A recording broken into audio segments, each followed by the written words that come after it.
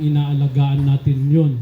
Naalagaan natin yung katawan natin, makain tayo, yung kaluluwa ganun din, kailangan alagaan natin. Kaya, ayun, pasalamat tayo sa ating mga kapatid, mga lingkod na laging nagbibisita sa atin, na nagpapakita ng kanilang patuloy na pagmamahal at pag-aaruga sa inyo. Ano po?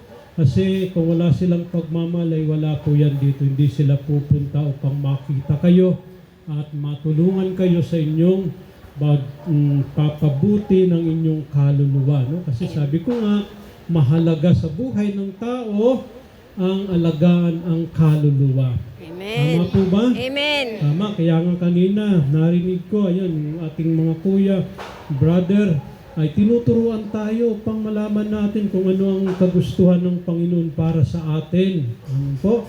Inaaral natin, rinireview natin, kasi yung iba alam na natin yun, alam na natin yung mga utos ng Panginoon. Kaya lang minsan nakakalimutan natin, ano? Kaya't nakakalimutan natin, kaya nakakagawa tayo ng mali, no? Kaya't kailangan paalalahanan, ano? Pinapaalalahanan tayo, muli nating binalikan ang mga utos ng Panginoon upang maiwasan natin ito sa mga darating na panahon, ano? Habang tayo'y inaayos natin ang buhay natin at inaayos natin ang ating kaluluwa. So kaya sabi ko nga, kahit nahirapan akong maghanap, ay natutuwa pa rin akong nakapunta rito at makapagmisa at matulungan kayo at mapakain ng ating pagkaing pangkaluluwa. Diba yung Eucharistia? Kailangan meron tayo, nagsisimba tayo upang yung kaluluwa natin ay mapakain natin ng pagkain pangkaluluwa na walang iba kundi ang Eucharistia. Tapos magkumpisal, hingin natin yung kapatawaran ng ating mga nagawang kasalanan. Alam naman ng Panginoon ang mga kasalanan natin, ano? Kailangan nating sabihin muli sa pamamagitan ng pare, kasi yun ang gusto ng Panginoon, para marinig ang ating mga problema, no? At ang ating kasalanan at nagnahingi ng kapatawaran. Alam naman po natin ang Diyos tunay na nagpapatawad. Mabigat man o maliit na kasalanan, ang mahalaga sa Kanya, tayo ay nagsisisi ng ating nagawang kasalanan. At pag nakita ng Panginoon na bukal sa ating loob ang pagsisisi, pinapatawad ng Panginoon. Nagiging malinis ang ating kaluluwa. Amen? Amen. Palapakan natin ang Panginoon. So, kaya yung mga turo sa atin ng mga brothers o kung mga madre o kung sino pa man, ng mga sisters, ng mga nag-aalaga sa atin sa BGMP, papakinggan natin para matulungan tayo, no? Kasi kailangan talaga natin ang tulong ng iba upang mapagpatuloy natin ang ating pagbabago na nais natin, no? Hindi lang para sa ating mga sarili, ngunit para sa pamilya natin at para sa lahat sa pamayanan at sa lahat ng mga nagmamahal sa atin, no? So kaya nga sabi ko, ang presensya ng bawat isa tanda ng pagmamahal ng Diyos sa atin, no? Amen.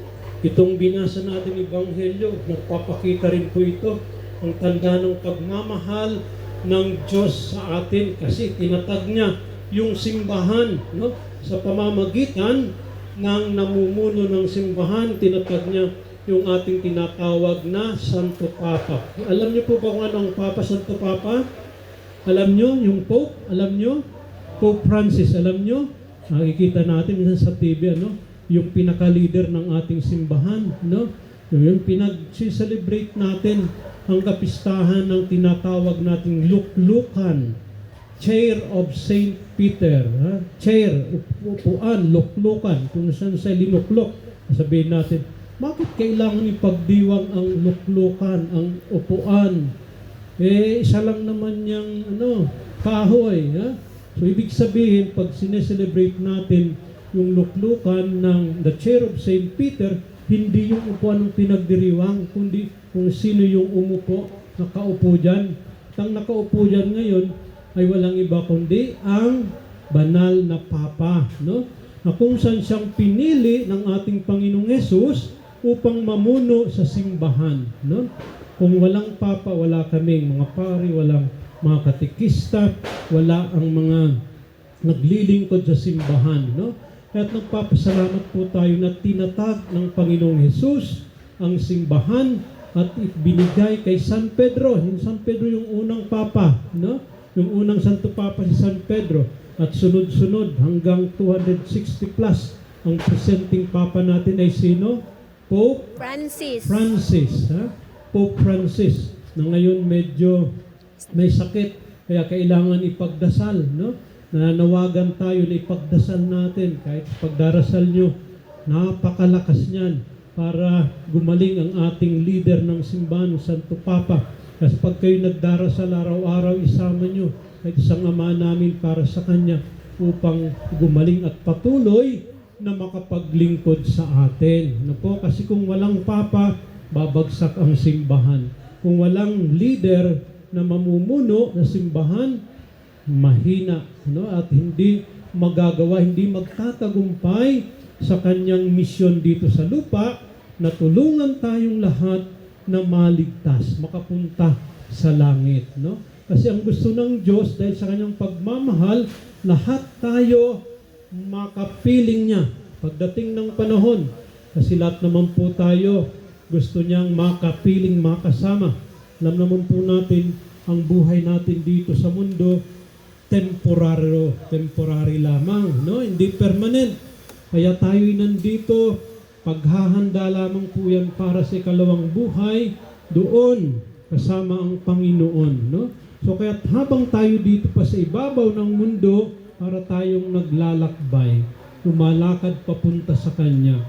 At sa ating paglakad, kailangan natin ang tulong ng bawat isa upang tuloy-tuloy ang ating pagpapakabanal, ang ating pagpapakabuti, no?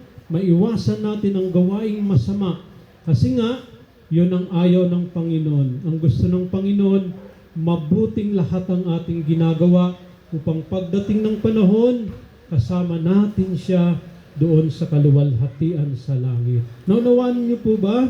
Naunawaan niyo? Amen. So, kaya tayo nandito kasi gusto nating tulungan ang kaluluwa makapunta sa langit at maiwasan ang mga gawaing masama dito sa ibabaw ng mundo. Amen? Amen. Pagpatuloy natin ang banal na misang ito, kaya papanalangin natin. Kasama kaming lahat, papanalangin namin kayo at ang bawat isa tulong-tulong upang ang ating kaluluwa ay maging mabuti at makasama ang ating Panginoong Jesus. Tumayo po tayo.